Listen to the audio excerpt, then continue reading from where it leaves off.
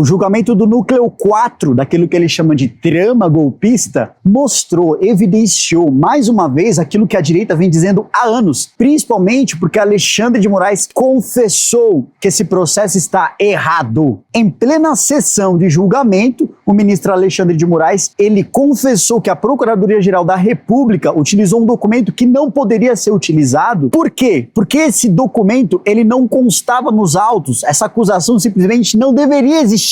Aliás, não é só a acusação que não deveria existir, o processo inteiro está errado. A gente está falando de um processo que está ilegal, do início ao fim, não apenas formalmente falando, materialmente falando, o processo inteiro é um absurdo. Quando se fala dessa questão de trama golpista, como é que você vai conseguir dar um golpe da maneira que foi desenhada, principalmente da questão envolvendo o Felipe Martins, em que já mostramos aqui inúmeras vezes que o documento que foi mostrado por intermédio de algumas autoridades que comprovava que Felipe Martins esteve nos Estados Unidos, na verdade não esteve. A própria advogada de Felipe Martins nos Estados Unidos trouxe isso à tona quando as autoridades negaram que Felipe Martins esteve nos Estados Unidos. O que mostra que nós temos no Brasil alguém, sabe lá Deus quem, né, que trabalhou justamente para querer incriminar Felipe Martins e utilizou de artefatos ilegais. Presta atenção na fala de Alexandre de Moraes. Ele falou, aqui eu vou colocar exatas aspas deles para não ter erro, ó. Não houve realmente, como citado na tribuna, o pedido de compartilhamento dessa petição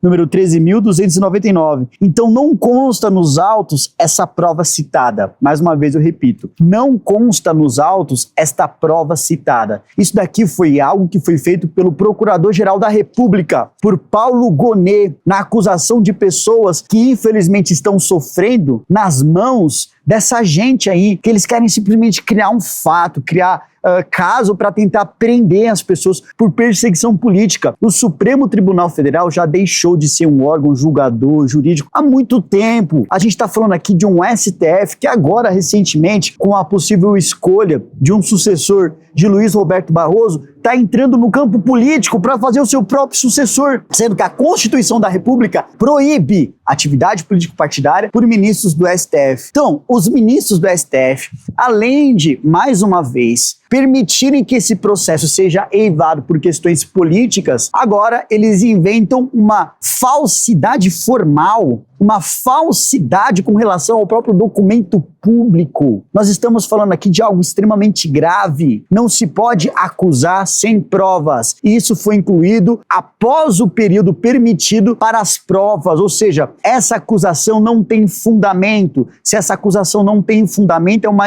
acusação que não deveria existir, é uma acusação falsa. A gente está falando de algo grave. Esse processo todo tem que ser anulado, esse processo todo tem que ser cancelado. Meu Deus do céu, a gente está tratando de vidas, nós estamos tratando de pessoas que infelizmente estão sofrendo nas mãos de um Supremo Tribunal persecutório, porque o STF não é um tribunal sério, não é um tribunal jurídico, é um tribunal político, é um tribunal de exceção, é um tribunal que precisa urgentemente acabar. A gente não pode mais permitir que isso seja visto como algo corriqueiro, como algo comum. Advogados como o Dr. Jeff Schickini, infelizmente, sofrendo nas mãos de Alexandre de Moraes, tentando destituí-lo a todo custo. Nós temos aqui a OAB. Cadê a OAB? Para que serve a OAB? Cadê a OAB na hora de defender quem realmente precisa? A OAB só aparece quando é para poder cobrar o seu advogado, mas quando é para defender os direitos do advogado dentro do tribunal, a exemplo do que esses senhores estão precisando, os perseguidos políticos, presos políticos do 8 de janeiro, a OAB simplesmente desaparece. É um absurdo, senhores. Chega! Isso aqui tem que ser levado às cortes internacionais de direitos humanos. Mais uma vez, Douglas, mas só que a gente não tá levando demais, quantas vezes isso já foi para lá?